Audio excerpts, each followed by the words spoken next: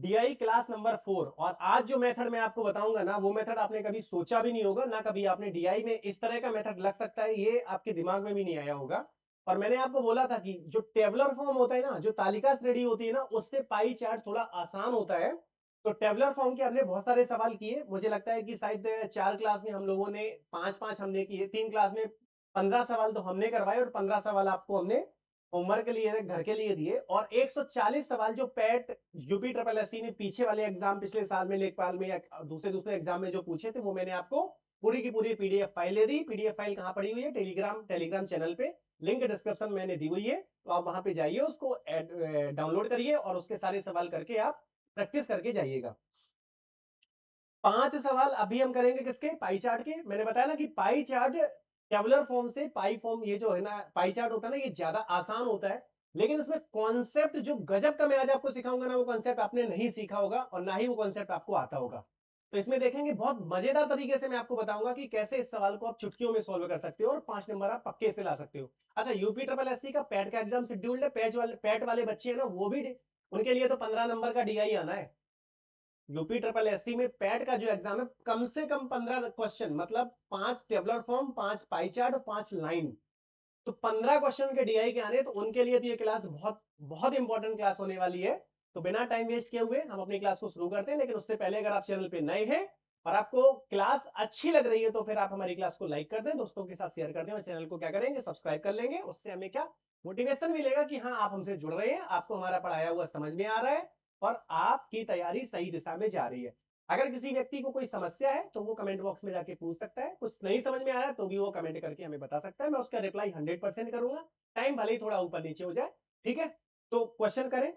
Question करने से पहले मैंने आपको बताया था पाई चार्ट में, पहले मोटा मोटी आप ये समझ लो कि जो पाई चार्ट होता है ना, पाई चार्ट में सर्कुलर फॉर्म में, ये देखिए दिया गया ना, पाई का मतलब वही है।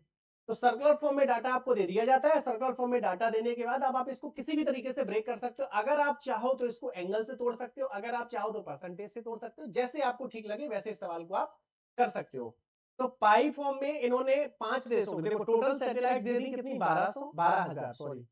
और मैंने क्या बताया? गलती नहीं करना है, सबसे पहले क्वेश्चंस को पढ़ना है, इंस्ट्रक्शंस को पढ़ना है, क्वेश्चन नहीं, इंस्ट्रक्शंस को ध्यान से पढ़ लेना है कि निर्देश क्या है। निर्देश में देख लो क्या कह रहा है, study the following information carefully and answer the questions given below. The given pie chart shows the number of satellites launched by 5 different countries. 5 अलग अलग देशों के द्वारा टोटल जो सैटेलाइट्स 12,000 है, उनका परसेंटेज दिया गया, किस देश ने कितनी सैटेलाइट्स लॉन्च की हैं, तो वो इसमें पूरा डाटा दिया गया है। उसको आपको स्टडी करना है ध्यान से और उसके बाद जो क्वेश्चंस दिए गए उसको आंसर करना है। तो पहला क्वेश्चन देखिए क्या कह रहा है। पहला क्वेश्चन कह रहा है, क्वेश्चन नंबर 68 से 72, हाँ, पहला क्वेश्चन कह रहा है find the average number of satellites launched by Ireland, Belgium and Norway. किसके किसके द्वारा? आयरलैंड, ये हो गई आपकी आयरलैंड, बेल्जियम और नॉर्वे के द्वारा, 3 देशों के द्वारा औसत कितनी सैटेलाइट लॉन्च की गई है।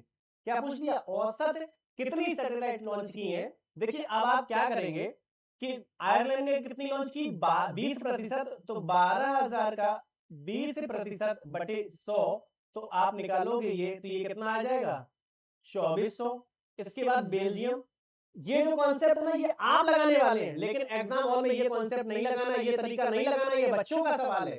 ये जो तरीका आप लगाओगे ना, ये बच्चे लगाते हैं, ये आप नहीं लगा रहे हो कि किसी भी चीज का आपको दे दिया गया, आपने सीधे 12,000 का 20% नहीं। पहले मैं ये समझा देता हूं, इसके बाद वन लाइनर मैं आपको सॉल्यूशन दूंगा।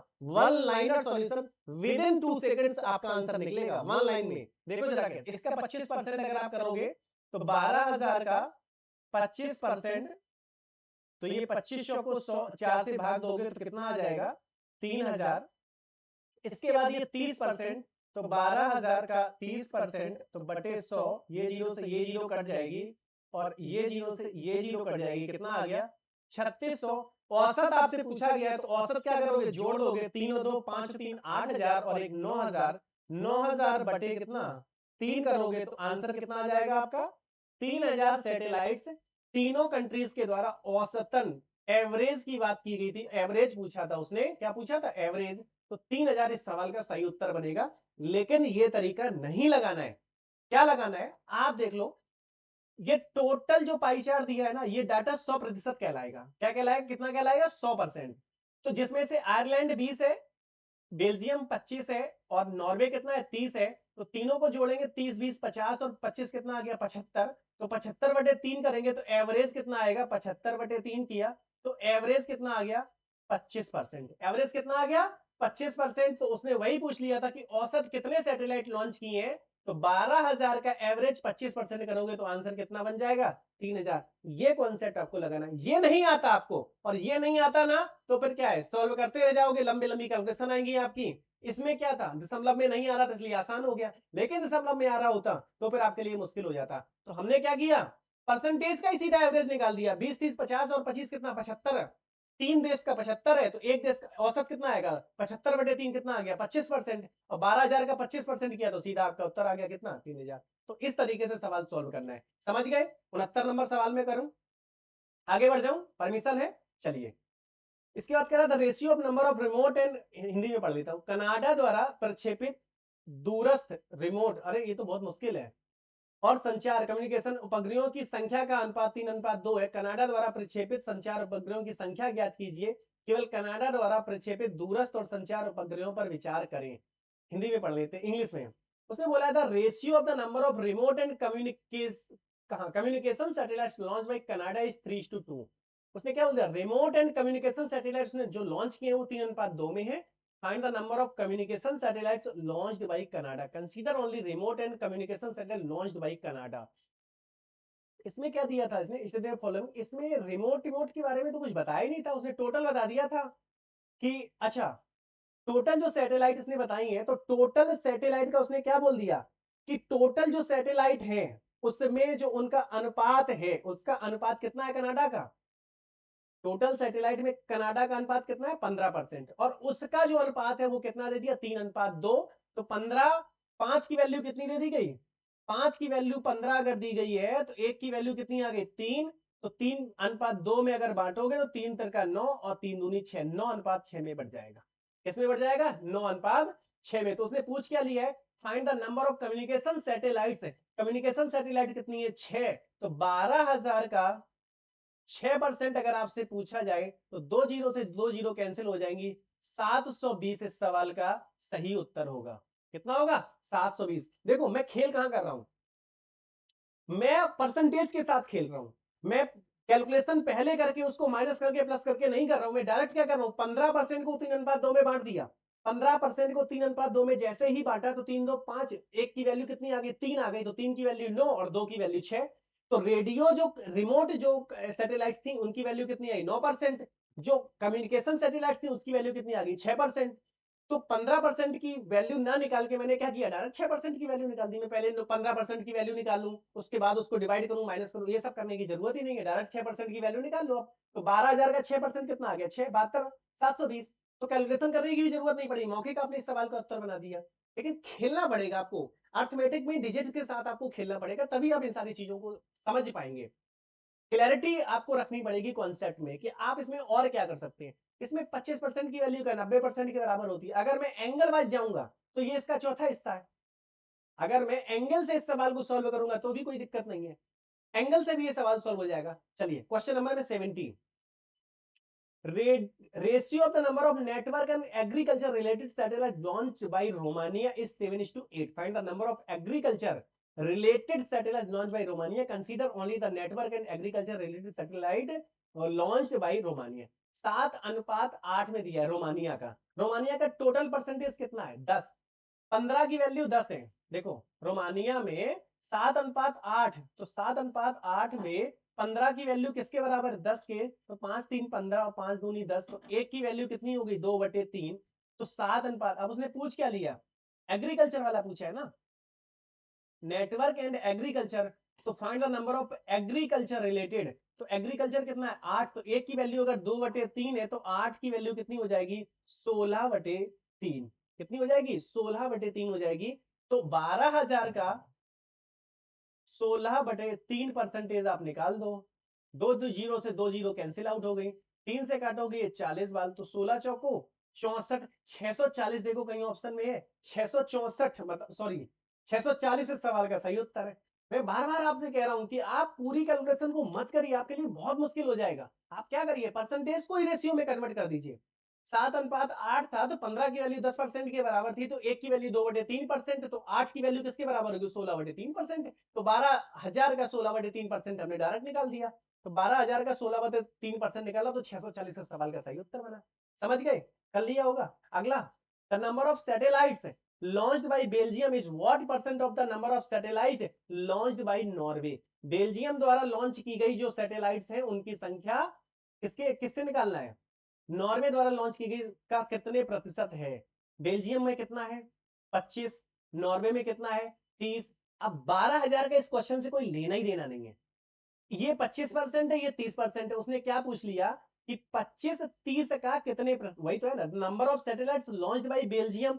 तो बेल्जियम के द्वारा कितनी सैटेलाइट्स लॉन्च की गई हैं। देखो ये ऐसा होता क्यों, पहले वो समझ लो। आप अगर इसको पूरा सॉल्व करोगे तो क्या निकलेगा, 12,000 का 25%, फिर उसने क्या बोल दिया, number of satellites launch by Belgium इतनी हो गई, is what percent of the number of satellite launch by Norway. तो 12,000 का 30%, ये देखो परसेंटेज से परसेंटेज कट गया, 12,000 से 12,000 कट गया। तो मैं क्यों लिखूं, जब वो कट ही जाना है तो मैं इसको क्यों लिखूंगा। इसीलिए मैं क्या बोलता हूं कि डायरेक्ट आप इसमें 12,000 का कोई रोल ही नहीं है। जब 12,000 का रोल नहीं है तो आप ये बताओ, तो क्वेश्चन सिर्फ इतना बना कि 25% 30% का कितने प्रतिशत है। 25% 30% का कितने प्रतिशत है, ये जीरो से ये जीरो कैंसिल आउट हो गई, तो 250/3, ये आपका 83 के आसपास का आंसर जाएगा। 83.38, 24 3 3 9, 83.33%, यही इस सवाल का सही उत्तर था। समझ गए। देखिए बहुत आसान हो जाता है जब आप संख्याओं को समझना सीख जाते हो, कॉन्सेप्ट को सीख जाते हो, अंकों के साथ खेलना सीख जाते हो, तो आपके लिए ये बिल्कुल भी मुश्किल काम नहीं है, बहुत आसान हो गया। अगला सवाल देख लूं, कोई दिक्कत तो नहीं है ना। अच्छा, आप सवाल जब नया शुरू होता है ना तो उसको पॉज करके देखते हो ना, आप सॉल्व करने की कोशिश करते हो ना कि मैं कैसे बता रहा हूं, फिर आप उसको कैसे करोगे। तो वीडियो को पहले पॉज कर दिया करो, उसका आंसर निकाला करो, फिर आप देखा करो कि मैंने इसको कैसे सॉल्व करा है। यही सही तरीका है मैथ पढ़ने का। मैं जब पढ़ता था मैं भी ऐसा ही करता था कि पहले क्वेश्चन खुद से बनाया, नहीं समझ में आया तब जाके सॉल्यूशन देखा था, फिर उसको बनाया, फिर देखता था कि हाँ अभी ठीक है, हाँ अभी सही है। Last question आज की क्लास का, the number of satellites launched by India is 20% more than the number of satellites launched by Ireland. Find the difference between the number of satellites launched by India and Romania. India and Romania का पूछ लिया। वो क्या कह रहा है?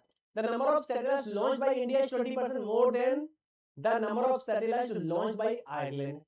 Ireland ने जितनी सैटेलाइट्स लॉन्च की हैं उसका 20% ज्यादा भारत ने लॉन्च की है। आप 12,000 में जाइए ही मत, जरूरत ही नहीं पड़ेगी। देखो कैसे, आयरलैंड ने अगर 20% लॉन्च की, मैं पेन चेंज कर लेता हूं, आयरलैंड ने अगर 20% लॉन्च की तो इंडिया ने कितनी लॉन्च करनी होगी, 20 का 20% ज्यादा मतलब 24, 20 गुणे 20/100 करोगे 4 आएगा, मतलब 24, यही हुआ ना। तो भारत ने कितनी लॉन्च की, 24। अब क्वेश्चन क्या कह रहा है, क्वेश्चन कह रहा है find the difference between the number of satellite launched by India and Romania. India and Romania, Romania ने कितनी लॉन्च की, 10%, और भारत की कितनी है, 24। दोनों का अंतर कितना आ गया, रोमानिया की कितनी है, ये रोमानिया की 10 है और ये इंडिया की कितनी है, 24। दोनों का अंतर कितना आ गया, 14। अगर मैं डिफरेंस पूछ लूं तो दोनों का अंतर कितना आ गया, 14। तो 12,000 का 14% अगर आपको निकालना हो तो 2 जीरो से 2 जीरो कट जाएगा, ये जीरो, ये क्या बन गया, ये जीरो, 12,000 का 14 में गुणा करो, 14 दूनी 28 और 14 1 14 और 2 कितना 16, तो ये कितना हो जाएगा 1680। तो जो दोनों का अंतर है वो कितना आ गया 1680, यही सवाल का सही उत्तर था। समझ गए। मैंने क्या किया, डायरेक्ट परसेंटेज से ही कर लिया, पूरे सवाल को मैंने परसेंटेज से निपटा दिया। मैं 12,000 में सबसे लास्ट में पहुंचा, जब जरूरत पड़ी तब, किसी किसी सवाल में जरूरत भी नहीं पड़ी। तो इस सवाल को आप इत्मीनान से, बहुत, अगर आपको मेरे मतलब मैंने अगर स्पीड तेज रखी हो तो आप उसको स्लो कर लीजिए, अगर स्लो है तो उसको तेज कर लीजिए। एक एक क्वेश्चंस को समझने की कोशिश करिए, क्योंकि पाई चार्ट का अगर सवाल फंस गया ना तो बहुत कम समय में 5 के 5 नंबर, पैट वाले तो 5 का 5 लेना ही लेना है। टेबुलर फॉर्म थोड़ा कठिन होता है, लेकिन लाइन और ये वाला पाई वाला थोड़ा आसान होता है। पाई वाला ज्यादा सरल सवाल है, बशर्ते क्या है कि कैलकुलेशन इसमें आपकी हमेशा थोड़ी कम ही करनी पड़ेगी आपको। मजा आया, अच्छा लगा, समझ में आया। तो कल मैं आपको पाई चार्ट का एक टेक्निकल बहुत अच्छा सवाल जो प्रीवियस ईयर में आया हुआ है, जो कठिन हो थोड़ा, जो समझ, जो आपको थोड़ा लगे कि हाँ हमने क्वेश्चन आज कर दिया, आज का थोड़ा आसान भी सवाल था, तो वो मैं कल का क्वेश्चन, कल की क्लास में सवाल कराऊंगा। पाई चार्ट में 5 अपने क्वेश्चन पूरे करने हैं, 5 नंबर पूरे लेके आने हैं। आप प्रैक्टिस करते रहिए। क्वेश्चन आपके पास है तो ठीक है, नहीं है तो आप कमेंट बॉक्स में बताइए कि आपको वो सीट चाहिए या नहीं चाहिए। अगर चाहिए होगी तो मैं आपको टाइप करवा के 100 150 जो भी क्वेश्चन हैं, 100 150 वो मैं सारे क्वेश्चन आपको प्रोवाइड करवा दूंगा। आपको अगर क्लास ठीक लगी, पसंद आया, मजा आया, तो क्लास को आप लाइक कर लो, दोस्तों के साथ शेयर कर दो, चैनल को सब्सक्राइब कर दो। और अब हम मिलेंगे नेक्स्ट क्लास कल में एक पाई चार्ट के बहुत ही खूबसूरत, बहुत ही बेहतरीन सवाल के साथ। तब तक के लिए goodbye, bye bye, good night.